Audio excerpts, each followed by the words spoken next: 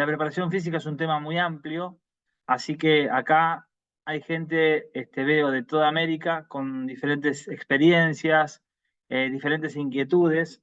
Había gente ansiosa, así que el que era ansioso y le pusiste de dónde eran, por qué venían y qué sé yo, le aumentamos un poquito la ansiedad, pero ahora vamos a tratar de empezar a reemplazarla. Eh, Básicamente, les decía, es un tema bastante complejo y por supuesto no vamos a llegar a, por suerte, a abordar todo lo que podríamos hablar de preparación física o todo lo que ustedes quieren saber.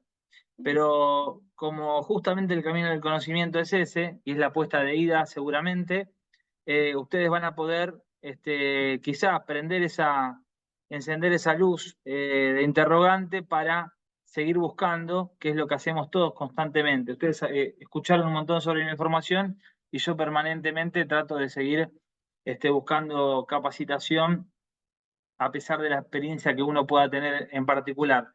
Así que ese es el camino que seguramente, entiendo yo, nos va a traer éxito. En relación a la experiencia, un poco les contaba Julio, eh, para el tema que vamos a hablar hoy, en relación a la preparación física deportiva, tuve la suerte, hace ya 12 años, de ser docente de planificación del entrenamiento de la competencia en la licenciatura en alto rendimiento deportivo de la Universidad de Loma de Zamora, de acá de Argentina, y eso hizo además que tenga enfrente eh, estudiantes de altísimo nivel y de diferentes deportes con los cuales, junto con el profe que me acompañaba, hemos podido discutir diferentes cuestiones sobre preparación física de diversos deportes. Entonces, eso da una amplitud a poder, digamos, hablar y debatir sobre generalidades bastante más profunda que quizá quien se abocó a un solo tema. En particular, como les decía Julio, yo provengo del deporte natación, así que, digamos, todas las preguntas que después vengan referentes a tiempo de marca, quizá pueda ser un poco más profundo. Pero antes que nada, seguramente vamos a abordar conceptos generales, porque como les decía, en una clase tan amplia, con tanta gente de diversos lugares, tenemos que empezar a poner un vocabulario común para poder expresarnos. Eso a algunos les va a ser muy cercano, porque ya lo vieron, y a otros les va a ser muy lejano, porque quizás es lo primero el primer contacto que están teniendo con el tema. Así que dentro de esa amplitud vamos a tratar de hacerlo en unos 20 minutos, 25, y después abordar la mayor cantidad de preguntas que sean posibles y que sean, digamos, acordes al marco del tiempo que tenemos, como para poder, aunque sea, como les decía, ¿no? Seguir abriendo paso a ese camino que se están abriendo ustedes en cada una de sus profesiones y trayectorias. Así que, si les parece, Julio, empiezo a compartir pantalla. Ahí ya estamos viendo. Y la dinámica va a ser esa entonces. Empezamos a dialogar desde este punto y cuando termino, espacio para todo tipo de preguntas, así que si hay algo en el medio que no van comprendiendo, lo pueden anotar y van preguntando, ¿sí? Eh, Primero que nada, nosotros vamos a hablar de preparación física y podemos ir a buscar algunas definiciones, algunas cuestiones. Eh, Platanov la menciona como uno de los componentes primordiales del entrenamiento deportivo para desarrollar las cualidades motoras, y en eso pone lo que vamos a ver después, que se llaman cualidades condicionales y coordinativas. Menciona algunas: la fuerza, flexibilidad, resistencia y velocidad, y la coordinación como la que engloba a todas las capacidades coordinativas. Acá vamos a distinguir en conceptos generales y especiales, nos dice Platanov. Y acá me detengo un segundo, porque muchas personas que escuchan hablar sobre preparación física tienen ese gran debate, porque la tendencia actual del entrenamiento en general va mucho hacia la especificidad, ¿no? En ese marco, a veces, en lo específico, me pierdo en qué momento de la preparación de la persona estoy, ¿sí? La preparación general es muy importante para la construcción atlética. Es decir, para ir a un ejemplo bien claro, si ustedes dicen que van a preparar a alguien en fútbol y por eso nunca van a hacer un trabajo continuo de resistencia en donde transiten una serie de sensaciones generales, esa persona que se está formando nunca va a haber tenido la sensación de trabajar con ese tipo de trabajo, con ese tipo de sistema. Por lo tanto, el consejo general para una preparación física es que vayan de lo general a lo específico, pero que no se olviden de lo general por la tendencia actual de la especificidad. ¿Sí? Esa base general, esa construcción atlética, los va a ayudar a construir cualquier tipo de deportista en cualquier deporte. ¿Qué quiero decir? Que todos nuestros deportistas van a tener que tener una amplia trayectoria en resistencia con todos sus métodos, en fuerza con todos sus métodos, en métodos de flexibilidad y en trabajos de velocidad más allá del deporte específico que estén haciendo. Después ustedes le van a poner el componente específico hacia lo que quieran trabajar y el objetivo que quieran lograr, ¿sí? Así que ahí tienen esos dos conceptos, general y específico. Todo esto es para lograr el entrenamiento, ¿no? Algunas definiciones dicen que el entrenamiento es un proceso que busca, desde el punto de vista deportivo, general, un desequilibrio orgánico, concepto general que vamos a empezar a ver para todo lo que vamos en adelante, producido por diferentes estímulos, lo que permite que los sistemas de compensación físico reequilibren el funcionamiento. La sumatoria de estos estímulos y las sucesivas acciones del organismo para equilibrarlo generan un nuevo estado físico siempre y cuando esté la continuidad de ese tipo de trabajos. ¿Qué queremos decir con esto?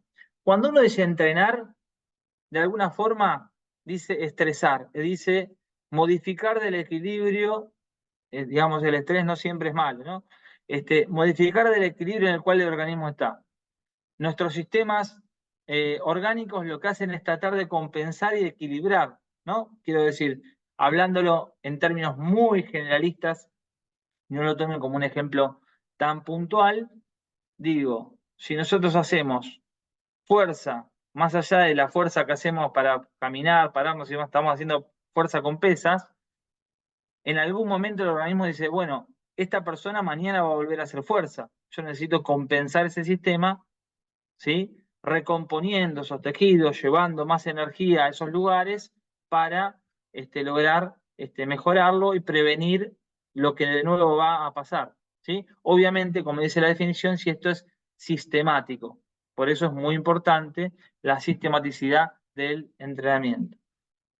El Diccionario de Ciencias del Deporte lo define como un proceso de acción complejo cuya meta es influir de forma sistemática y orientada al objetivo sobre el desarrollo de la actuación deportiva. Ahí tenemos dos componentes más, sistemático y orientado, es decir, ¿para qué lo voy a hacer? Si no tengo claro el objetivo, difícilmente puedo hablar de entrenamiento. Vieron que ahora hay mucha gente que dice, no, me voy a entrenar, me voy a entrenar. Sí, por supuesto, va a hacer actividad física y demás. Si no tiene claro cuál es el objetivo, no está entrenando, ¿sí? Si no es sistemático, no está entrenando, ¿sí? Y Berjoyansky nos suma, un gran autor del entrenamiento deportivo, quizá quien tenga el libro más importante sobre entrenamiento para leer, un tema que es un proceso pedagógico, complejo, ¿sí? Es decir, que tiene muchos factores. Uno a veces dice entrenamiento y el entrenamiento no es solamente lo que yo veo ese día en esa sesión. Nuestro deportista, esa persona, tiene un montón de otras cosas alrededor, ¿no? En algunos casos hay deportistas que trabajan. ¿De qué trabaja? Estuvo sentado, estuvo parado, estuvo entrenando.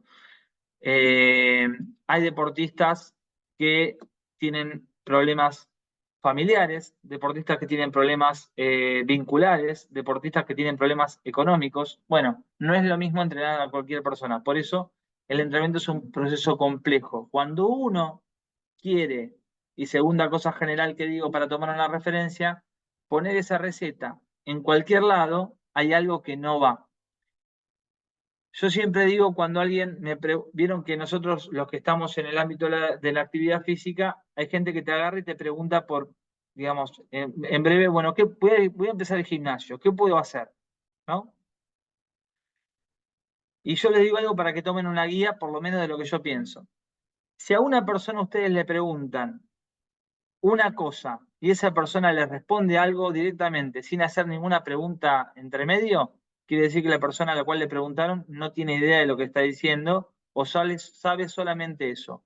Por lo tanto, el segundo consejo de esta clase es no busquen recetas, ejercicios, series, sino busquen comprender la lógica del entrenamiento para ser ustedes los artistas de esa preparación física.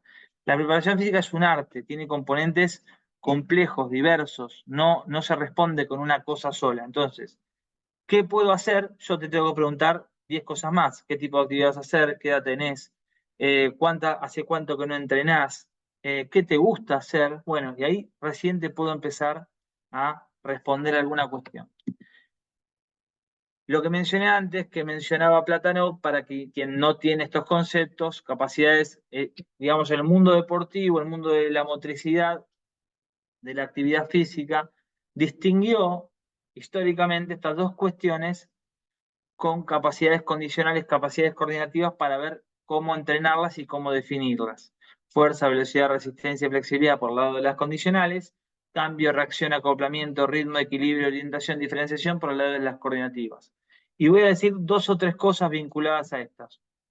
Cuando uno habla de capacidades coordinativas, lo primero que se le ocurre es ejercicios vinculados a la reacción, ¿no? A ver quién toca primero la pelota, a ver quién llega más rápido a tal cuestión. Bueno, fíjense cuando pensamos en coordinar cuántas cosas tenemos que hacer para que nuestro atleta sea completo.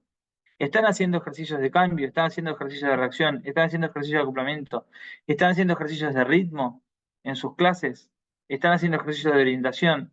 Bueno, un montón de cuestiones que hay que empezar a ver para ver si nosotros estamos cumpliendo con eso. Y por un lado, nosotros las mencionamos, las estudiamos por separado, las definimos, pero todo el tiempo somos un organismo complejo que está interactuando en forma constante. Nosotros no hacemos un ejercicio de fuerza y dejamos de hacer un ejercicio de resistencia. Hay una preponderancia en el ejercicio de resistencia, de fuerza, de flexibilidad, de velocidad, ¿sí? Del mismo modo que cuando hacemos un equilibrio, estamos haciendo fuerza, por ejemplo, ¿no? Y como resumen de estas cuestiones, piensen que siempre la coordinación es toda esa coordinación que ven es la precursora de la fuerza. O sea, que si yo no tengo un ejercicio coordinado, no puedo hacer fuerza. Si por la edad que tengo no es conveniente que haga determinado tipo de fuerza, puedo fomentar estos sistemas de vinculación neuromuscular mediante la coordinación. Cuando yo entreno, entonces, ¿qué tengo? No tengo ni capacidades condicionales ni coordinativos. Tengo una prestación cognitivo-motora, es decir, una vinculación de todas estas cualidades, de todas estas capacidades coordinativas también, vinculadas a mi cognición, a mi capacidad de resolver y de hacer en torno al deporte que estoy haciendo. ¿Cómo hago esto? Lo hago a través de una planificación, ¿sí? Si soy un entrenador serio, lo que hago es planificar. ¿Qué significa esto? Que no hago lo que se me ocurre cuando voy al lugar al cual tengo que entrenar. Muchos que están acá me van a decir, bueno, pero yo entreno hace 20 años este deporte, entonces sé lo que hacer. Yo también sé lo que hacer si voy a un natatorio, ¿sí?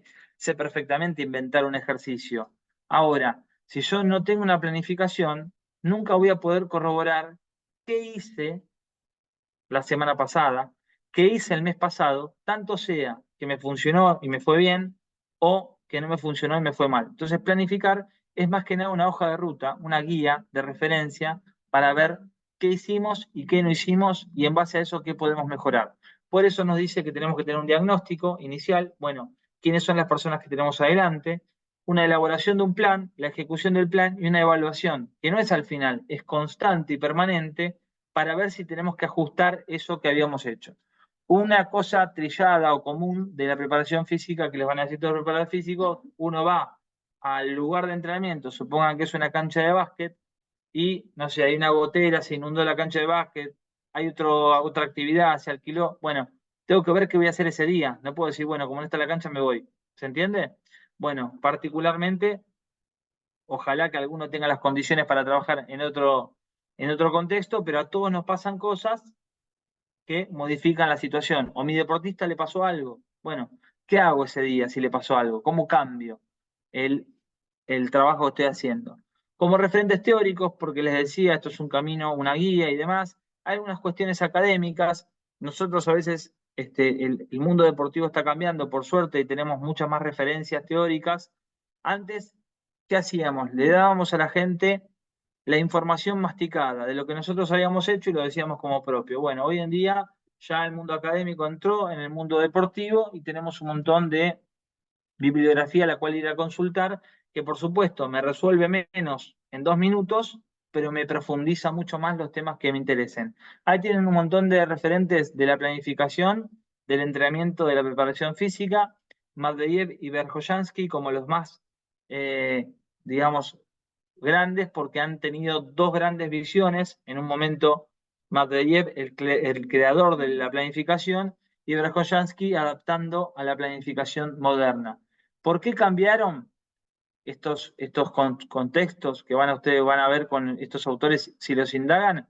Porque Matveyev venía del deporte de pensar solamente quizás el deporte individual que se competía cada mucho tiempo, y Verkhoyansky empieza en un mundo más actual, más competitivo, constante, a tener planificaciones en periodos que tenían competencias un poco más cortas. Y ahí tienen otros referentes: Aroseyev, Boroviev, Tudor Bompa, Seirulo, Weineck, de acuerdo a el interés deportivo que ustedes tengan. Por ejemplo, si van a Seirulo, seguramente van a hablar más de periodización táctica o de cuestiones que tengan que ver con deportes de situación y no tanto de deporte de tiempo y marca o de fuerza, como vienen todos los otros autores de las otras regiones.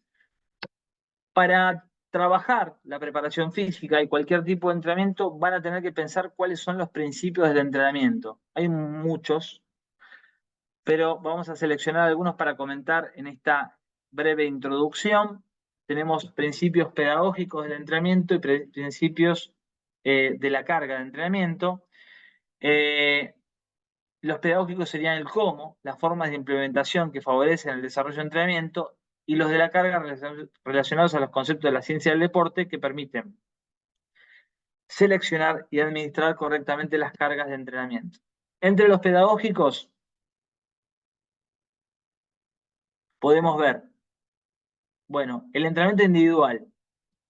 Aunque yo no esté en un deporte individual, entre comillas individual, ¿qué quiere decir que tiene que ser individual esa intervención? Que en términos de intervención del cómo, no para todo el mundo es lo mismo un estímulo, ¿sí?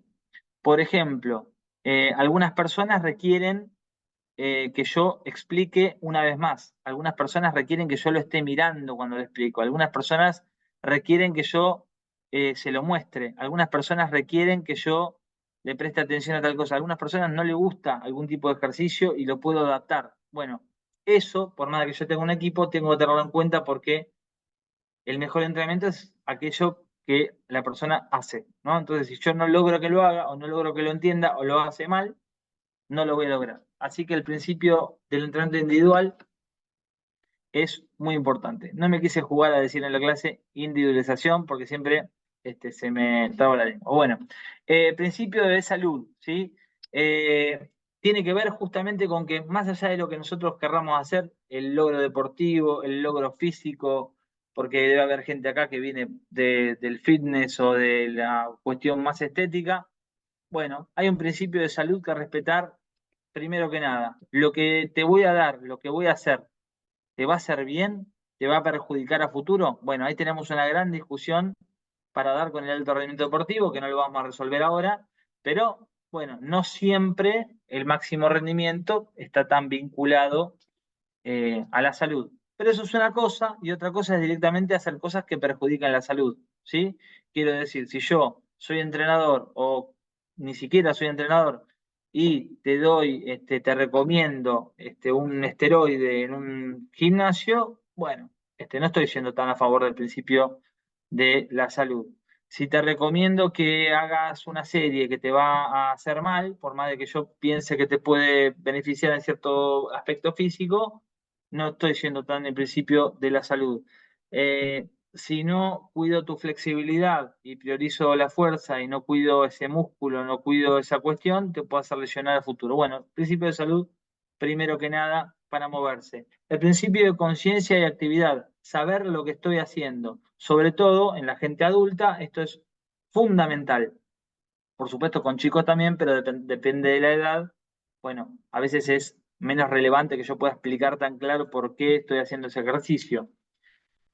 Pero conciencia actividad es decir, bueno, en esta serie vas a ir más suave, vas a trotar más lento, en esta serie vas a levantar menos peso. ¿Por qué lo vas a hacer? ¿Se entiende? Si yo no le explico por qué, la gente no tiene conciencia de esa actividad y, por ejemplo, podría caer en un error muy común en el entrenamiento deportivo, que es pensar que siempre más es mejor.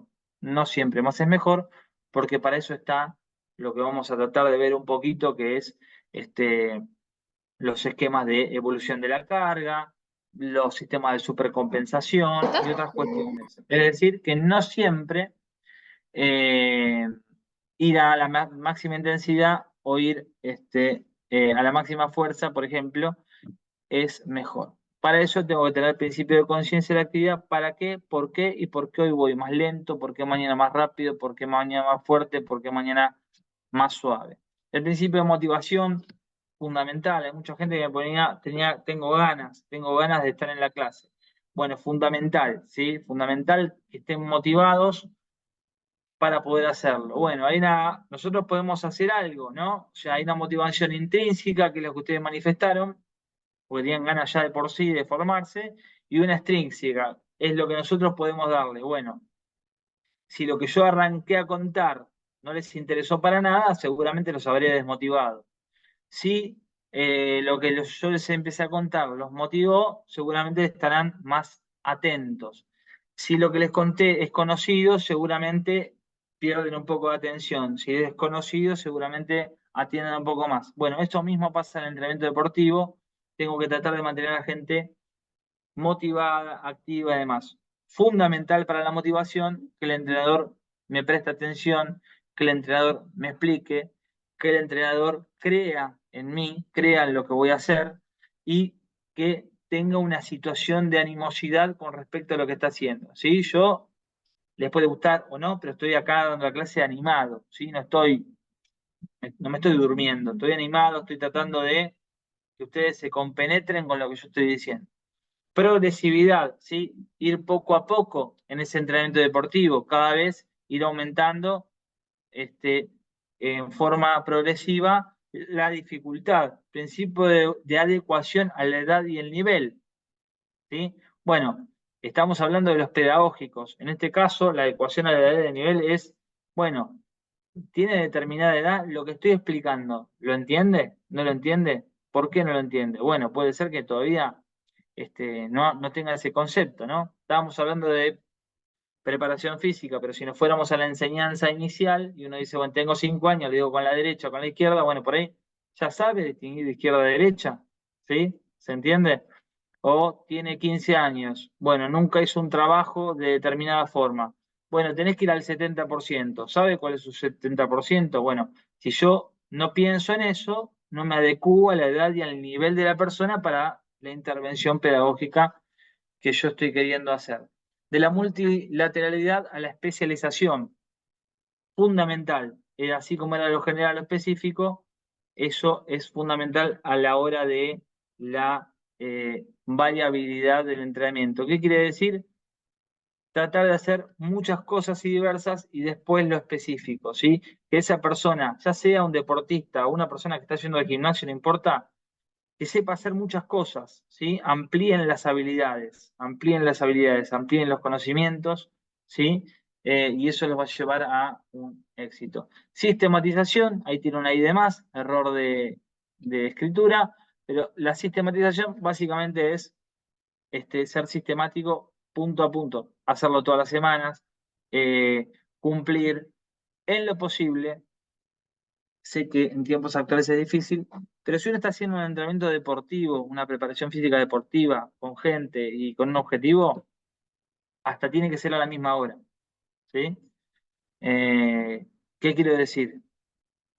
Cuanto más ordenado es ese proceso, mayor es la potencialidad de que tenga adherencia a la práctica física. No estoy hablando de una persona que va al gimnasio a entrenar cuando puede, estoy hablando de entrenamiento deportivo, ¿sí? sistemático hasta en el horario, ¿sí? El día, el horario, el lugar, ¿sí? La variabilidad da, en ese tema da tiempo a la dispersión. Vení cuando quieras, no viene nunca, ¿sí? No, espero tal día, a tal hora, acá, ¿sí? De la carga, lo mismo, individualización de la carga en este caso, ¿no? Es decir, ¿qué tengo que hacer? ¿Qué sería eso? Bueno, tengo un equipo de vóley, van al gimnasio, ¿qué hacen? ¿Todo con el mismo peso? No, no tienen toda la misma fuerza, no tienen todos tampoco el mismo objetivo, no tienen todos la misma edad, ¿sí? Y para eso les doy un ejemplo un poquito más claro que me contaba un preparador físico de básquet, ¿no? Entra a la cancha, bueno, y da para hacer sentadilla con las barras, había barras. Bueno, el más grande del equipo, que era aparte el referente, el goleador, el todo, yo no hago sentadilla. ¿Qué hago? ¿Me enojo? No, no hace sentadilla porque ya sabes, un deportista con mucho tiempo y bueno, a él no le gustará o le hace mal, o primero pregunto, me fijo, bueno, en ese caso tengo que hacer algo individual para ver cómo solucionar eso, ¿sí? Eh, carga de recuperación o supercompensación. Bueno, esto es un poco más complejo de entender para un ratito de ahora, lo van a ver más adelante en un gráfico, pero básicamente era lo que les expliqué al principio con la definición de entrenamiento deportivo. Siempre que yo estimulo algo, genero un gasto, genero un déficit, genero un desequilibrio. El cuerpo trata de reequilibrarlo y la supercompensación es que el cuerpo me ponga un nivel por encima de lo que estaba antes. Lo pongo en un ejemplo más básico, no lo tomen como algo general. Supercompensación significa, ¿sí? La semana 1 corrí 3 kilómetros el día 1, 5 el día 2, 8 el día 3. ¿Respeté el principio de progresión de la carga? Sí. La semana 2 hice lo mismo. La semana 3 hice lo mismo. ¿Respeté el principio de repetición? Sí, respeté el principio de repetición. Ahora bien, la semana 4, ¿qué hago? Descanso, hago menos carga, menos metros, menos intensidad, lo que sea. ¿El cuerpo qué hace en ese momento? Se recupera, ¿qué hace? Regenera celularmente un montón de cuestiones. Esa recuperación me pone si yo entrené, no pasa esto en las 4 primeras semanas, entonces, si yo tengo una carga, un descanso, lo que viene después es un principio de supercompensación, que ¿qué quiere decir? La semana 5 empiezo a un nivel mejor del que estaba la semana 1, ¿sí? Esto no es una regla matemática lineal, no pasa en el primer mes, ¿sí? Siempre, sino que pasa con la sistematización del entrenamiento. Pero básicamente la supercompensación, ¿qué quiere decir? Eso, que estoy un nivel más arriba del que estaba cuando empecé, si hice una buena carga y una buena recuperación o descanso, aunque sea un descanso activo. Progresión e incremento de las cargas, lo dije recién, ¿sí? Este, continuidad de periodización, también lo dije recién, es decir, si yo digo, voy a entrenar, entreno una semana no entreno una semana no entreno, no sirve, no voy a tener una continuidad en esa periodización, ¿sí? Aumento ondulatorio de la carga, ¿sí? Bueno, es contrario a lo que les dije recién. Yo recién les di un aumento lineal de la carga, 3, 5, 8. Aumento ondulatorio de la carga sería, bueno, vamos a correr 3, por poner un ejemplo, no estoy diciendo porque hay que ver quién, cómo, cuándo. Vamos a correr 3, vamos a correr 5, vamos a correr 4, vamos a correr 8, vamos a correr 4, vamos a correr 5, 7. ¿Se entiende? No hay un aumento lineal de la carga que siempre más. No, algún día voy bajando y subiendo las cargas de acuerdo a un montón de cosas que tendríamos que estar acá hablando 7 horas para poder comprenderlo, pero muy diversas, ¿sí? Variabilidad. ¿Respeté la variabilidad con el ejemplo que les di? No, ¿sí? Es decir, que ahí no estaría cumpliendo. Si toda la semana corro 3, 5, 8, 3, 5, 8, no voy a cumplir con qué, con el principio de motivación que tenían antes. Y un montón de otras cuestiones, con el aumento ondulatorio de la carga y demás. Es decir, hago trabajos diferentes lo más que pueda, inclusive siempre.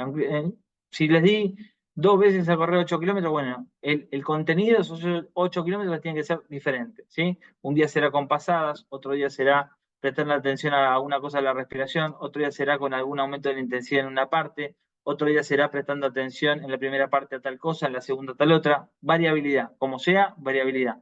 Y repetición, una cosa que en algunos ámbitos está bastante, o fue con la época, digamos, la educación física en décadas previas, ahora estamos recuperando un poco esto de la repetición como que no es una mala palabra. Repetir es muy necesario, hay una regla este, muy importante, que es una regla así como bastante nombrada, de las 10.000 horas para hacer cualquier cosa bien. ¿Qué quiere decir? Práctica, práctica, práctica. 10.000 horas para tocar el piano, 10.000 horas para correr más rápido, 10.000 horas para lo que sea, y esas 10.000 horas que implican que estuve repitiendo. La repetición no quiere decir invariabilidad, ¿sí? ¿Qué quiere decir? Muchas veces confundimos repetir con hacer lo mismo, no, es hacer. ¿Sí? Hacer, hacer. A veces no es lo mismo, a veces ese lo mismo tiene una pequeña distinción en lo que pienso, en lo que digo, en cómo respiro, en lo que voy a tener como objetivo, y ahí le puedo encontrar esa respiración, perdón, a esa repetición que es necesaria, la variabilidad necesaria para cumplir con los aspectos de la carga. Muchísimos más hay, pero vamos a mencionar estos. Respecto a lo que voy a hacer, tengo que tener en cuenta diferentes paradigmas. Puse estos tres, puede haber 200 más que a ustedes se les ocurra. ¿Quién está delante mío? ¿Una persona que está en formación y desarrollo? ¿Es un chico? ¿Es un adolescente? ¿Sí? ¿Es un deportista de rendimiento?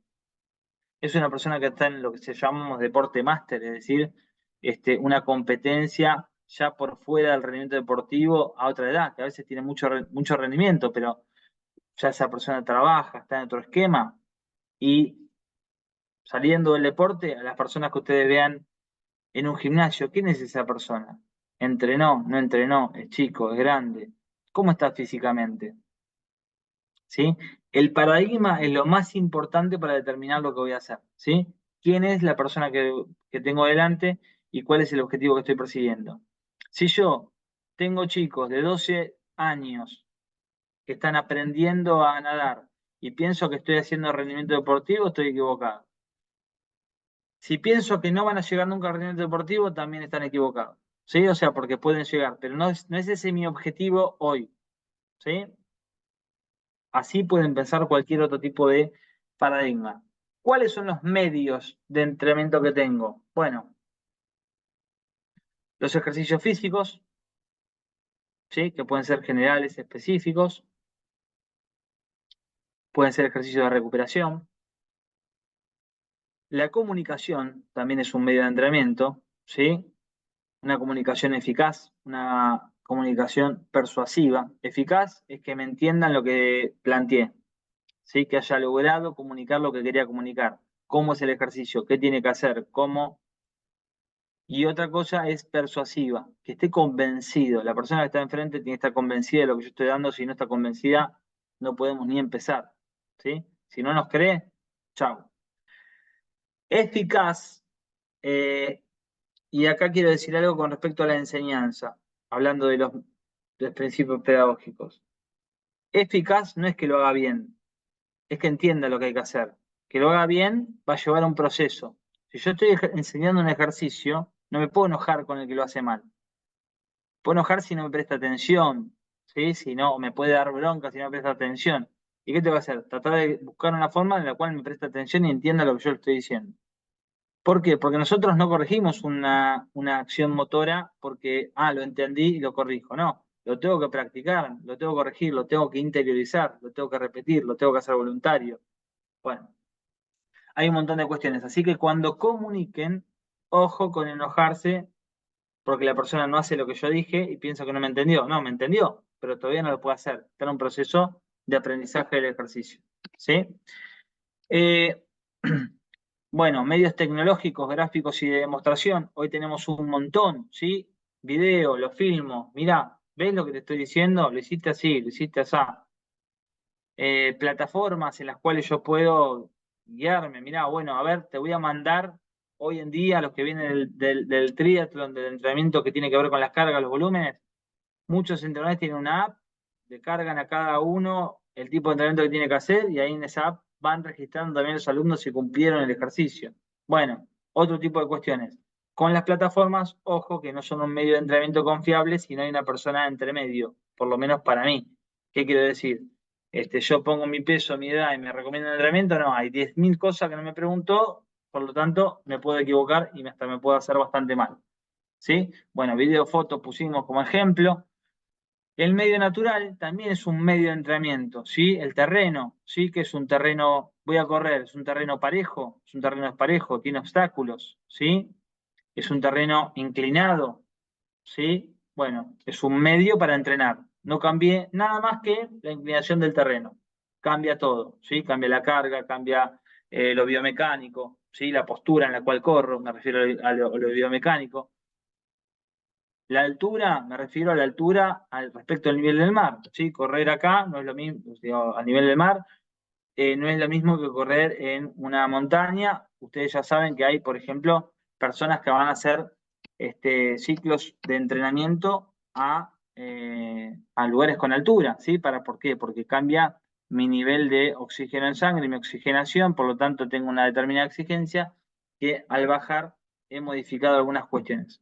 Largo y tendido para hablar de eso, no es para un ratito, pero para que sepan que es un medio más y demás. La temperatura, bueno, entreno un corredor del Dakar, ¿no? ¿Ubican? La persona que corre ahí en la arena, con el desierto, con un automóvil. Bueno, si lo entreno con aire acondicionado acá, cuando vaya al Dakar dura 2 minutos. ¿Por qué? Porque no soportó la temperatura, no le di los cambios de temperatura indicados para eso, ¿sí? Voy a jugar un partido al frío. Bueno, por ahí la preparación física previa, la semana previa, la tengo que hacer en un lugar cercano a eso. Por ahí no. Bueno, es un medio más. ¿eh? Acá está el grafiquito que les decía antes de supercompensación, básicamente para que lo vean. Carga, me tira para abajo todo, fatiga, me recupero de la fatiga y tengo un nivel por encima de la línea de inicio que tenía antes. Cuando hablo de carga, dije carga, carga, carga, carga. ¿Cuáles son los componentes de la carga? Intensidad, vinculado al porcentaje de esfuerzo que estoy realizando, ¿sí? Básicamente, cuán intenso es ese esfuerzo. Pausa, el tiempo de descanso entre cada serie, ejercicio o sesión. Volumen, vinculado a la carga o cantidad total, ¿sí? De todo ese entrenamiento. Duración, el tiempo en el cual realizo eso. Voy a tratar de decirlo en el ejemplo que no preparé, pero bueno, puedo decir varios. Duración, ¿sí? Bueno, voy al gimnasio a entrenar fuerza 1 hora. La duración del entrenamiento es 1 hora, ¿sí? Si se quiere, esa duración también la puedo medir diciendo, bueno, de esa hora, ¿cuánto tiempo estuve activo? Y saco un tiempo real de ejercicio, ¿sí? Muy bien. Pero ahí le estaría sacando qué cosa, las pausas. Bueno, hay que ver si lo quiero hacer o no. Duración, componente de tiempo. Volumen. Bien, el volumen es algo que nos sirve cuando nosotros hacemos una preparación física planificada, cuantificada, con detalle, en el caso de la fuerza, pensando propiamente dicho. Porque ese volumen podría estar, por ejemplo, vinculado al tonelaje en la fuerza. ¿Sí? Se mide así. ¿Qué es el tonelaje? El peso por la cantidad de repeticiones por la cantidad de series. ¿Sí? Eso me da un número de esa serie. Perdón, un tonelaje de ese ejercicio. ¿Sí? Hago en press plano 4 series de una repetición con 100 kilos, para que sea fácil. ¿Sí? Bueno, ese tonelaje va a tener que ver con 400 kilos. ¿Está bien? Porque van a repetir 4 por 1 por 100. ¿Sí? Muy bien. Bueno, ¿para qué me sirve eso? Bueno, me sirve si yo planifique, vuelvo al principio, y me anoto ese tonelaje y entonces voy llevando un tonelaje por ejercicio toda la semana y me fijo si ese tonelaje por ejercicio cumple con los principios de entrenamiento que dije antes. Hay más, hay un incremento de la carga, hay una variabilidad de la carga, hay una supercompensación, hay una sistematización. Bueno, largo, pero ese sería el volumen en términos de la fuerza. Y en términos de la intensidad, bueno, básicamente, ¿a qué porcentaje de mi intensidad máxima estoy trabajando? ¿Sí? En lo que dije recién, estaba haciendo fuerza máxima, una repetición, al 100%. Bueno, al 80%, al 70%. ¿Puedo hacer todos los ejercicios al 100% ese día? No, puedo hacer todo al No. 100%. Bueno, tengo que ir viendo esas cuestiones. Si pensáramos lo mismo en términos de y la pausa sería, bueno, voy a hacer 4 series de una repetición con 100 kilos. ¿Cuánto descanso entre cada uno? Bueno, los que saben cómo se trabaja en fuerza máxima, ese descanso va a ser más prolongado, ¿sí? Voy a esperar a trabajar, no sé, 3, 5 minutos, no voy a volver a poder tirar esa serie al minuto, porque no estaría respetando ni el tipo de esfuerzo que estoy haciendo y tampoco podría mantener la intensidad por la poca pausa. Entonces, esta interrelación entre los componentes de la carga va a ser fundamental. Si lo pensamos en resistencia, ¿sí? Voy a hacer, por ejemplo, el volumen, supongan que son 10 kilómetros. Bueno, bárbaro. ¿Qué voy a hacer? ¿Qué intensidad voy a hacer? Bueno, voy a correr al 70% de mi velocidad máxima. Bueno, bárbaro. ¿Qué tiempo? Bueno, voy a hacer, en lugar de 10 kilómetros continuos, 10 series de 1 kilómetro. Bueno, ¿cuánto descanso en cada serie? Bueno, de acuerdo a la intensidad es el descanso que voy a poner, ¿sí? Y la duración total es cuánto voy a tardar en hacer todo ese trabajo de los 10 series de 1 kilómetro, ¿sí? A esa intensidad con esas pausas. Cuando hablamos de carga también, vamos a hablar de carga. ¿Qué tipo de carga estoy teniendo? Bueno, hay cargas ineficaces, que son las que no tuvieron objetivo de entrenamiento, no sirven, ¿sí? Cargas de recuperación, que yo lo hago para justamente recuperarme. Por ejemplo, para que vean un ejemplo muy claro, cuando le dicen que los deportistas fueron a trotar suave después del partido para hacer un regenerativo. ¿Qué es eso, el regenerativo? Es una carga de recuperación. Una carga de mantenimiento, lo hago, es un ejercicio que tiene una cierta intensidad, pero es para mantener mi condición física. Para que ustedes lo tengan como ejemplo, por ejemplo, si yo estuve trabajando elevar la fuerza máxima durante toda una pretemporada en un deporte de equipo, bueno, no puedo trabajar 3 veces por semana después de la fuerza máxima porque tengo que recuperarme del partido, los golpes, lo que haya tenido, supongan, ¿sí? Entonces, ¿qué hago? Una carga de mantenimiento. ¿Para qué? Para mantener mis niveles de fuerza, pero no perjudicar el entrenamiento deportivo. La carga entrenable, bueno, la hago para mejorar esa cualidad. Y la excesiva es aquella que no puedo hacer, me lesiona o no cumple con los objetivos del entrenamiento. Para ir cerrando, dos cuestiones muy importantes. Nosotros cuando hacemos preparación física, y pueden estar de acuerdo o en desacuerdo, esto es lo que yo digo, en deportes de equipo tenemos una incidencia indirecta. ¿Por qué? Cuando hablamos de preparación física. Porque básicamente en los deportes de equipo una cosa fundamental es que la persona adquiera ciertos niveles de fuerza, flexibilidad, velocidad, resistencia y los mantenga y no se lesione.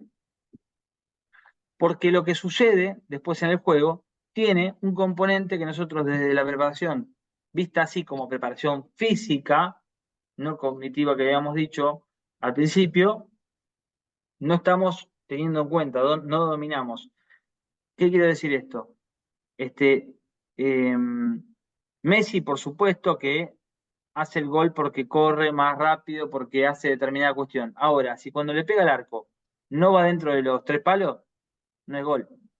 Hay un componente cognitivo, decisional, que en los deportes de equipo, deportes, mejor dicho, de situación, ¿sí? El tenis, ¿sí? Nosotros no dominamos de la preparación física. Ustedes van a decir, bueno, pero se cansa menos en el partido. Sí, buenísimo. También puede no cansarse, va, pega un tiro libre y es gol. No puede no caminar, no correr en todo el partido, no tocar la pelota. Bueno, nosotros tuvimos algo que ver con ese gol. No, poco. La realidad es que poco. desde una preparación física visto como lo físico, ¿sí? En los deportes de tipo y marca tenemos que tener mucho cuidado con lo que hacemos. Y tenemos también, así como tenemos cuidado, tenemos que animarnos a hacer mucho.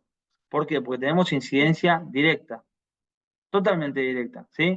Más allá de la técnica que aplique un saltador en alto, eso sí se aprende, no hay muchas variables decisionales. Ya sabe dónde tiene que apoyar el pie, dónde tiene que picar, un montón de cuestiones, ¿sí? ¿Por qué directa? Porque la fuerza que aplique contra el piso va a tener mucho que ver con la fuerza que nosotros le dimos. Ustedes me van a decir, bueno, para cabecear en un centro, en un partido de fútbol también. Sí, por supuesto que sí. Pero si el cabezazo no lo apunta, no es gol. O sea que la incidencia de la preparación física es muy importante en los dos casos, pero en un caso es indirecta. Podemos tener las personas con mejor consumo de oxígeno que si no se dan la pelota entre ellos, no van a ganar. ¿Sí?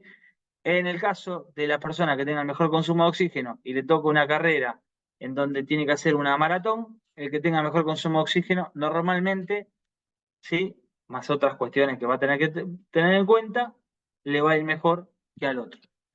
En cualquier tipo de deporte, la preparación física mediante la fuerza es irrenunciable. Todas las capacidades son importantes, pero nosotros como preparadores físicos no podemos desestimar la fuerza, ni en un deporte de resistencia, porque en realidad lo que para los deportes, por ejemplo, para un corredor, la preparación física, correr es el entrenamiento específico.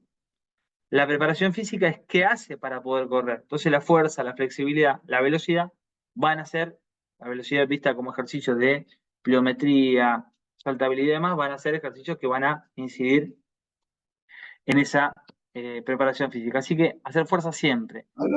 Esta debe ser abordada siempre con ejercicios dinámicos, es decir, ejercicios de levantamiento, arranque, envión, cargada. Tengo que saber hacerlo, enseñar a hacerlo, saber hacerlo. Altas intensidades, es decir, no existe la fuerza hecha para mantenimiento, más o menos, ¿sí? La fuerza tiene que ser para mejorar la fuerza y altos niveles de velocidad de ejecución. Un deportista que está en deporte, estoy hablando, ¿sí? Haciendo una serie lenta y bajando despacito, eso puede resultar en todo caso para marcarse físicamente. Y más allá de las preguntas, contacto acá vía Instagram y vía mail para las personas que, bueno, quieran tener relación con el contenido, algunas cuestiones que dijo Julio vinculado al libro de natación y otras cosas que quieran interactuar o convocarme para alguna cosa en particular, por esos medios tienen el contacto. Pregunta, ¿la intensidad de entrenamiento para el crecimiento del músculo debe ser como mínimo cuántas veces por semana? Dependiendo de lo que estés hablando como crecimiento del músculo. Si vos hablás de crecimiento muscular, estaríamos hablando de entrenamiento de hipertrofia, que a mí me interesa que el músculo esté más grande, ¿no? Eh, las veces por semana que vos lo tenés que hacer eso, más que las veces por semana, tiene que ver con la eh, justamente con la intensidad, la pausa y el tipo de ejercicio que estés haciendo. Te voy a dar un ejemplo. Si vos querés hacer crecer, por decirte algo muy, muy básico, el bíceps, ¿sí? Y estás haciendo un crudo con mancuernas y estás haciendo una serie de 50 repeticiones con el 10% de la intensidad, bueno, el crecimiento muscular ahí mucho no se va a dar porque vas a estar haciendo un ejercicio más bien de resistencia, ¿sí?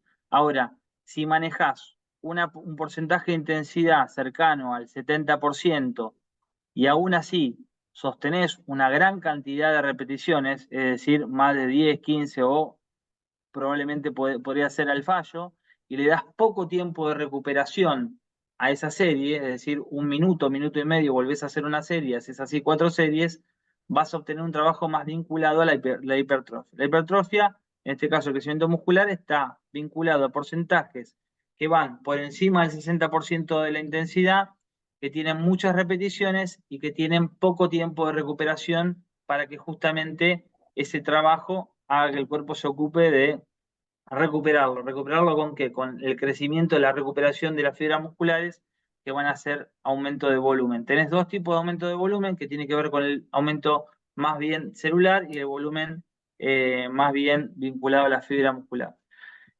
como para preguntarte en conceptos generales. Ahora, 2, 3 veces por semana de un trabajo bien hecho, ¿sí? Durante por lo menos 8 semanas deberías empezar a ver resultados. ¿Por qué digo 8 semanas? En conceptos generales, todo el trabajo sistemático que hagamos tiene que tener una misma dirección durante al menos 2 meses para empezar a ver un resultado. Ya quieras volumen, resistencia, lo que quieras, va por ese lado. Es largo el tema, pero la respuesta sería esa en general. Te escucho, Nacho. Excelente, Pablo. Acá Kevin pregunta, ¿cómo podemos hacer meditar el músculo cuando estamos en marcación? No entendí si meditar está bien. Meditar, sí. Meditar el músculo cuando estamos en marcación. ¿Cómo podemos hacer? Kevin, desmuteate porque no entiendo el concepto de meditar el músculo. Bien, Kevin. Mientras tanto te voy leyendo otra. Ahí, Kevin, si estás por acá. Acá Marcos pregunta, en una lección física, un cómo un esguince, eh, cómo tiene que ser el nivel de ejercicio y tiempo cuando tiene un esguince? Bien. Con respecto a la pregunta de Kevin anterior y con respecto a esta pregunta de ahora, entiendo que la avidez de conocimiento es mucha, pero son, digamos, voy a contestar con lo que pueda, pero son preguntas que por ahí, una cosa es la preparación física, otra cosa es la preparación estética física, que es lo que me preguntó Kevin, y otra cosa es la recuperación de lesiones, ¿no? Que eso lo hacemos los preparadores físicos acompañados de un kinesiólogo, de un médico que nos recomienda qué puede hacer la persona en esa instancia y qué no puede hacer. Yo no soy médico, así que no sé, no te voy a poder decir eso. Lo que sí te voy a decir es, primero, acompañado del médico, un esguince no tarda menos de 21 días en su recuperación total. En el medio de eso, en la preparación física deportiva, normalmente no lo van a inmovilizar totalmente, sino que a partir de la semana le van a dejar que haga leves movimientos, porque si no la recuperación es más lenta, va a hacer kinesiología al mismo tiempo y va a tratar de no hacer movimientos que tengan alto impacto de rebote o de carga en esa zona hasta que esa persona se recupere. Y esos 21 días, entre comillas, van a tener que ver con la recuperación ligamentosa, que es lo que normalmente genera el esguince. Lo contesto de la experiencia práctica, por favor, no desde una experiencia médica ante la pregunta esa. Adelante, Obviamente eso tiene que verlo con un profesional y depende de cada cuerpo, lo que sea la lesión y demás. por supuesto. Acá Pablo, mira, dice, mencionaste que en la actualidad ya las cargas no eh, son ondulatorias y ya no lineales como hace un tiempo atrás. ¿De qué factores depende que la carga sea de un determinado, tiene que ser menor? Eh, No sé si se entendió, ¿querés que la lea de vuelta?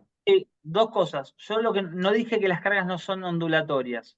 Lo que dije es que la planificación del entrenamiento no está tan marcada por una línea de tiempo tan grande, por lo tanto, la competencia constante requiere cambios y adaptaciones. Por ejemplo, cuando hace mucho tiempo uno entrenaba a un corredor, ese corredor se preparaba para el campeonato regional y nacional. Tenía 2 torneos, ¿se entiende? 2 en el año. Ahora, cualquier corredor tiene un montón de instancias de campeonatos entre medio, ni hablar en el alto rendimiento, que por ahí se van a correr, no sé, la Diamond League, el Campeonato del Mundo y demás. ¿Eso qué hace? Que las cargas sean diferentes. O sea que en lo que yo no dije cargas ondulatorias respecto de lineales. Esos son elecciones, carga lineal o carga ondulatoria. Ninguna de las dos estaba mal si vos respetás el principio de variabilidad de la carga. Excelente. Samuel Pablo pregunta, durante un ciclo anual de entrenamiento de un deportista de equipo, ¿cuántas veces y en qué momento harías una evaluación motora funcional? De un deportista de equipo, me dijiste, ¿no? Sí. En todos los casos, sea de equipo o de individual, si vos me decís evaluación motora funcional, no sé si me estás hablando del FMS, que es una batería de ejercicios, digamos, para medir los tipos de movilidad, variabilidad y demás. Si es ese ejercicio, lo puedes hacer al principio en diagnóstico y si estás corrigiendo algo, quizá cada 2 meses es bueno. Después, evaluaciones de las capacidades condicionales, depende del deporte que estés trabajando. Si es un deporte de equipo, yo lo haría cada 2 meses aproximadamente, pensando, no sé, lo que decía recién, si quiero mejorar la fuerza, hice un trabajo de fuerza y lo direccioné, lo mediría cada ese tiempo, ¿sí? Y después tiene que ver con los objetivos que vos tengas en el medio del campeonato también. Algo muy importante es ver si mantienen los niveles de fuerza, así que puedes hacer un ejercicio de fuerza que tenga que ver o que para vos sea el central, este, por ahí un poquito más asiduamente. Buenísimo. Mira, acá Julio César, creo que te puede interesar esta pregunta, Pablo. Aprovechando tu campo en la natación, ¿los entrenamientos de fuerza los realizan a intensidades altas o van más a intensidades bajas o medias? Por ejemplo, un CE de 6 a 12. Eh, una cosa es lo que a veces se hace, muchas veces se hizo históricamente pensando que la natación tiene mucha repetición y que la carga vinculada a mover agua es una carga baja.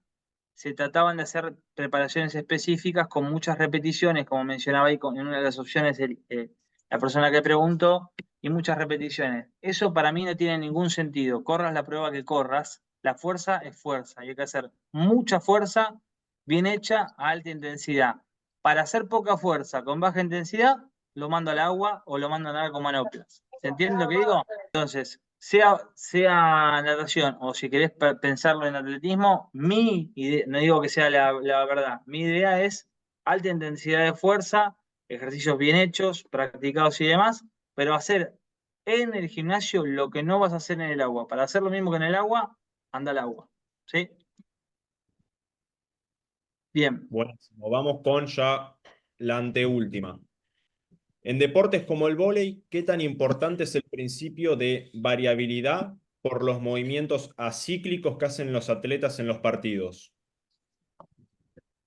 Mira, ahí hay dos cuestiones. Los movimientos acíclicos van a tener que ver con una variabilidad motora. Así que la variabilidad, por ahí no la tenés tanto de la preparación física ahí, sino de poder responder a diferentes estímulos que tienen que ver con el juego. De eso sería bueno que el preparador físico tenga en cuenta ejercicios que tengan variabilidad, pero se ocupa más el entrenador con las jugadas y demás, ¿sí? Y pensando en la variabilidad en general del entrenamiento, sea cíclico, acíclico, lo que sea, la variabilidad es central porque además va a mejorar la motivación, que es otro principio que hay que respetar. Darío pregunta, ¿qué es conveniente para una planificación anual para rendir pruebas de tiempo y distancia? ¿Comenzar por buscar técnica motriz, fuerza y luego velocidad o trabajarías todo en conjunto? Mira, cuando vos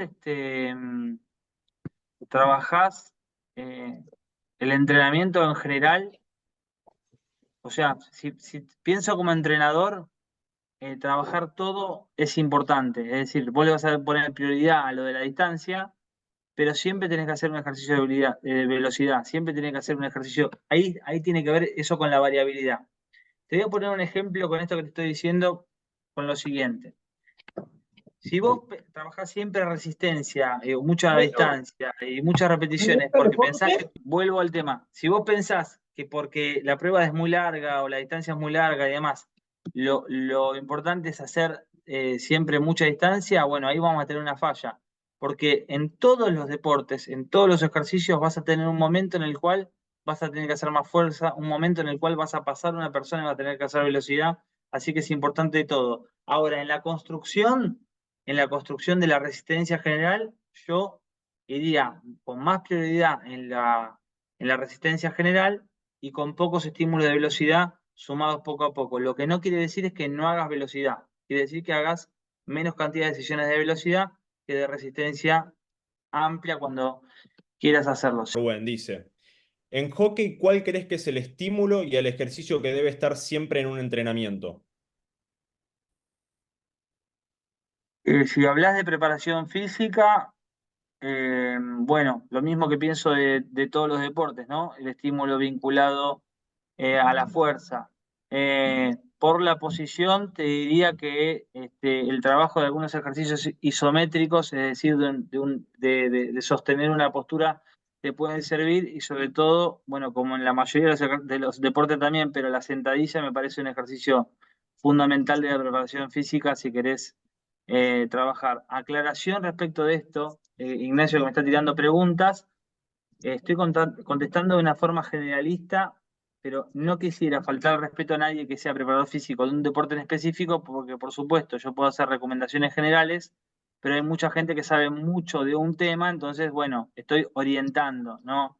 No tomen las respuestas como una, o sea, nadie puede saber de todo y tómenlo para ustedes también, ¿no? O sea, ustedes no se podrían poner mañana a responder profundidad de todos, pero sí algunas cuestiones o percepciones por lo que uno piensa del tipo de movimiento de deporte, del tipo de deporte y demás. Aclaro eso para no ser irrespetuoso con los colegas que saben mucho de un tema en profundidad.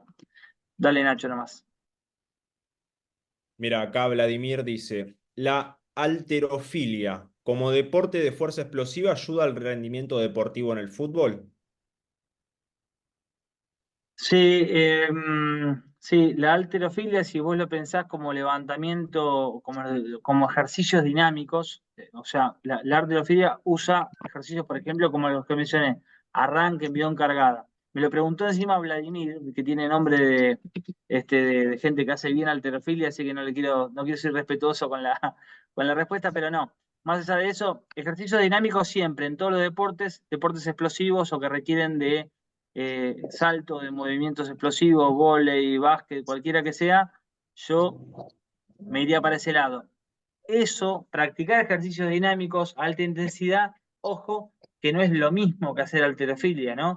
Porque si una persona por ahí la ponemos a hacer ejercicios que tengan que ver con justamente amplio volumen muscular, muchísima carga, muchísimo vinculado a que el deporte sea levantar eso, eso no se va a trasladar al fútbol en forma dinámica. O sea, ejercicio de halterofilia, sí. Hacer halterofilia para beneficiar a un deporte, no.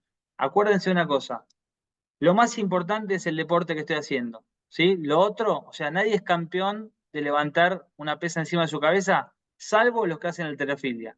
El resto, además, tienen que jugar al deporte. Entonces, lo más importante es el deporte y no es lo más importante la preparación física vinculada al ejercicio. O sea, campeón de sentadilla no me sirve para jugar al vóley. Me sirve que salte alto y le pega la pelota y la meta dentro de la cancha.